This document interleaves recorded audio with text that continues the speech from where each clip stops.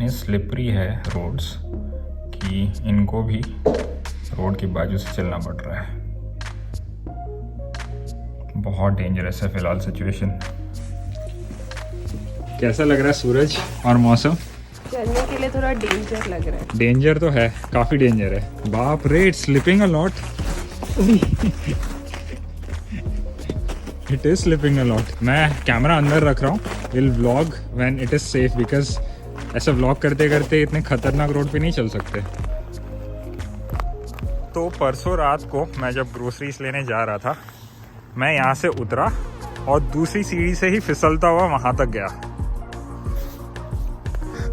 और हाथ में से खून निकलने लग गया और बैक की हालत ख़राब हो गई। अब मत जा, will walk on the road, this is very icy, very slippery. हम जाएंगे यहाँ से। और घर आते ही आर्शी ने इस पे हल्दी वल्दी डाल दिया। इतना टेंशन लेने लग गई। क्यों इतना टेंशन ले रही थी? यहाँ पे लगा है उसके, ऐसे गिरा है, बैठ भी नहीं पा रहा 2 दिन से अच्छे तरीके से। और भाई साहब जब आ रहे थे तब हाथ से खून निकल रहा था और बोलता है हाँ क्या हुआ।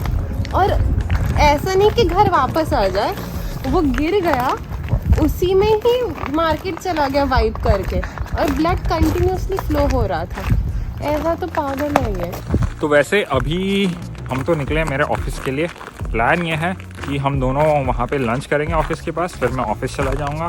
फिर आर्शी थोड़ी मस्ती करेगी, उसको भी थोड़ी पढ़ाई वढ़ाई करनी है, बट आज उसने सोचा घर पे तो बोर हो रहे इतने दिन से तो मस्त कॉफ़ी शॉप वगैरह में बैठ के मस्त पढ़ाई वढ़ाई करेगी। एंड जैसे ही मेरा 3-4 बजे तक काम ख़त्म हो जाता है, फिर मैं ऑफिस से निकलूँगा और मैं इससे मिलूँगा एंड फिर विल सी उसके बाद हमको क्या करना है। बहुत दिनों बाद आर्शी बाहर निकल रही है। ऐसे यूजुअली निकलती है तो मालिगाई से देसी सब्जियां खरीदने ही निकलती है, अदरवाइज निकलती ही नहीं है घर से। हाँ, बिकॉज आई वाज लाइक यार ये जब तक खत्म नहीं होता है ना ये आइस वाला, मेरे को इतना डेंजर लगता है ना चलने के लिए। डेंजर तो है, डेफिनेटली डेंजर है, बहुत मुझे डेंजर है। मन ही नहीं करता है चलने के लिए। क्योंकि समर में देखना, समर में एक दिन ऐसा नहीं था कि मैं बाहर नहीं निकली हूँ। रोज मुझे जाना ही रहता है। और अभी विंटर में ऐसा हो जाता है कि यार ये बहुत ज़्यादा स्नो गिरे ना तो कोई प्रॉब्लम नहीं होता है, तब निकल सकते हैं। बट ये ना इतना गंदा है ना, बहुत फिसलता है, बर्फ है हर जगह। ये देखिए हर जगह आइस है, हर जगह आइस है। ये देख पूरा बर्फ। हाँ, यहाँ पे दिस इज फाइन, ये बर्फ नहीं रही, पत्थर पूरा अच्छे से डाल के रखा है, तो इस पे चलना इज इजी।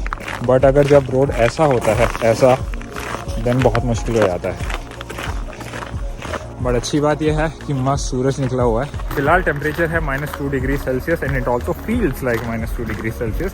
तो ठंड थोड़ी बहुत है बट काफ़ी कंफर्टेबल है, बिकॉज धूप निकल गई है, दिन लंबे हो रहे हैं, तो all of it is very very good.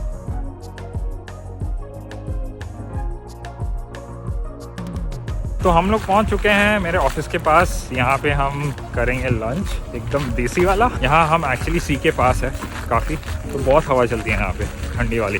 हम आए हैं इस रेस्टोरेंट में खाने जिसका नाम है श्री। है तो इंडियन रेस्टोरेंट बट देखना लिखा होगा ये नेपाली है। हाँ, सी नेपालियन रवियन तोला, क्या लिखा है? नेपाली रेस्टोरेंट। आज तो दावत लगी है किसी की। क्यों? क्या क्या उठाया मैडम ने?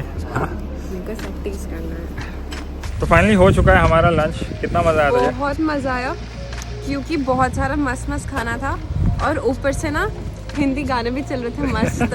या था नाम के लिए नेपाली रेस्टोरेंट, बट खाना गाने सब कुछ इंडियन था वहाँ पे। तो अभी ये जा रही है और मैं जाऊँगा अपने office. Bye. Yeah, it's up to you. Just let me know. It's up to you. Bye.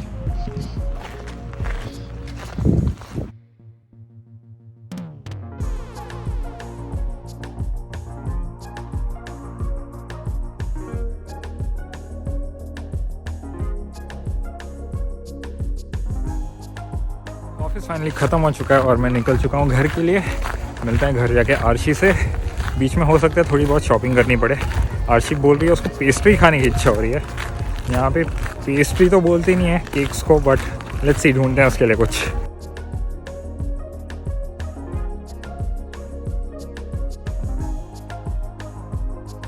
Mall में एक बोट रखी हुई है शो के लिए, खरीदा जा सकता है अगर कोई चाहता है तो, मुझे नहीं खरीदना। अभी मॉल के चक्कर लगाने पड़ रहे हैं मैडम के लिए पेस्ट्री ढूंढने। पता नहीं मॉल में इतने सारे बोट्स और कार्स क्यों डिस्प्ले हो रहे हैं आजकल। बोट तो पहली बार देखा है, कार तो इससे पहले देख चुके हैं हम, बट बोट इज़ न्यू।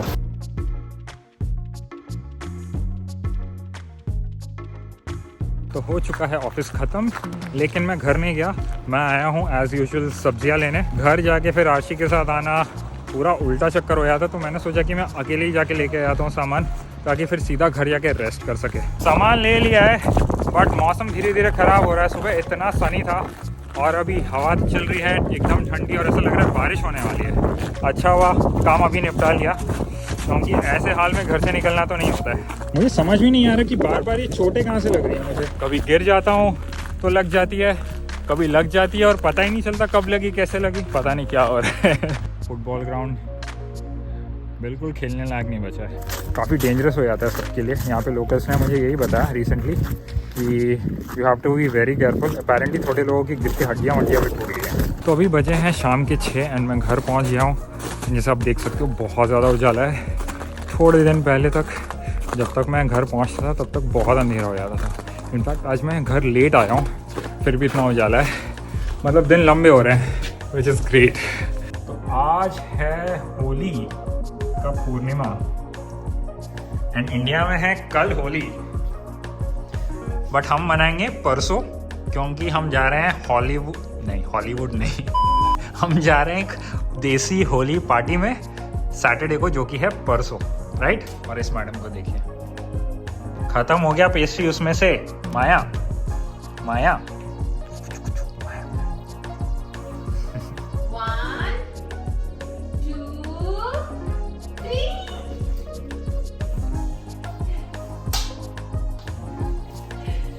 तो अभी बस थोड़ी देर पहले हमने द कश्मीर फाइल्स मूवी देखी है। काफ़ी डिस्टर्बिंग सी मूवी है। मुझे सबसे बड़ी बात ये खटकी है उसमें कि how can such a big event in the history of India go unnoticed और अनरिकॉर्डेड। हमने इतने सारे दंगे एंड राइट्स के बारे में सुने हैं, चाहे किसी ने किसी के अगेंस्ट भी किया हो, whatever, we don't want to go into that. The suppression of information, कि ये ना हमने कभी पढ़ा है ना हमने कभी सुना है। ये जो सप्रेशन ऑफ इंफॉर्मेशन है, ये सबसे शॉकिंग बात लगी मुझे।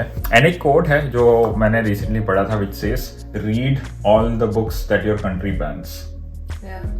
सो विच बेसिकली टेल्स यू कि जो भी चीज़ आपका देश आपसे छुपाना चाहता है या बैन करना चाहता है, वो आप ज़रूर देखें, नहीं तो फिर हम सब ऐसे ही 30-40 साल बाद चीज़ें रियलाइज करके शॉक हो जाएंगे। इनफैक्ट आई रिमेंबर कि जब निर्भया का डॉक्यूमेंट्री आया था, गवर्नमेंट ने वो भी बैन कर दिया था फॉर वॉट एवर रीजन। तो ये बैनिंग वाला जो फंडा है, आई डू नॉट लाइक। ये suppression of information is something which I am completely against. है कोई भी गवर्नमेंट करे, किसी भी टॉपिक पे करे, आई थिंक हम सबको पता होना चाहिए कि देश में क्या होता है, क्या हो रहा है या क्या हुआ था। आई होप ये हम सब के लिए एज सिटीजन एक बहुत बड़ा लेसन होगा कि हम कभी भी गवर्नमेंट को ब्लाइंडली ट्रस्ट ना करें। गवर्नमेंट ही नहीं, मीडिया को भी कभी ब्लाइंडली ट्रस्ट ना करें। हम खुद का रिसर्च करें एंड रिसर्च के बेसिस पे अपना एक पॉइंट ऑफ व्यू बनाएं। जो न्यूज़ में दिखाते हैं वर्सेस जो लोग इंटरनेट पे बोलते हैं या डिस्कशंस में बोलते हैं, उसमें कोई फर्क नहीं होता। कोई किसी का सपोर्टर है, कोई किसी का सपोर्टर है। थोड़ा इमोशनल हो जाता है ऐसी मूवीज देख के, तो हम just not over it yet. और ये मूवी भी ऐसे टाइम पे आई है जब ऑलरेडी यूक्रेन और रशिया का वॉर चल रहा है। So it's just saddening to see this movie, और ये सब साथ में एकदम आ जाता है तो बिल्कुल अच्छा नहीं लगता है। नेक्स्ट स्टेप है कि मैं खुद जाके थोड़ा बहुत रिसर्च करूंगा कि भाई क्या हुआ था क्या नहीं हुआ था, because I want to know the facts. Even movie में भी थोड़े क्रिएटिव लिबर्टीज लिए थे उन्होंने, because it is based on true events, they are not exactly how it happened. So I want to understand कि एक्चुअल मामला इससे better था या इससे एक्चुअली और ज़्यादा बुरा था जो उन्होंने हमें दिखाया नहीं होगा। अगर आप बाय एज क्वालिफाइड है वो मूवी देखना, मैं रेकमेंड करूंगा ज़रूर देखिए मूवी, बट मूवी देखने के बाद न्यूज़ चैनल्स मत लगाना और ना ही पॉलिटिशियंस की बात सुनना। If you really want to know more about that movie, खुद से रिसर्च करो. That is what we can say about it. That's the right way to perceive it. तो चलिए इसी के साथ हम खत्म करते हैं आज का व्लॉग एंड हम मिलते हैं आपको अगले व्लॉग में जहां हम मनाएंगे Holi. To everyone from us, a very, very, very happy Holi.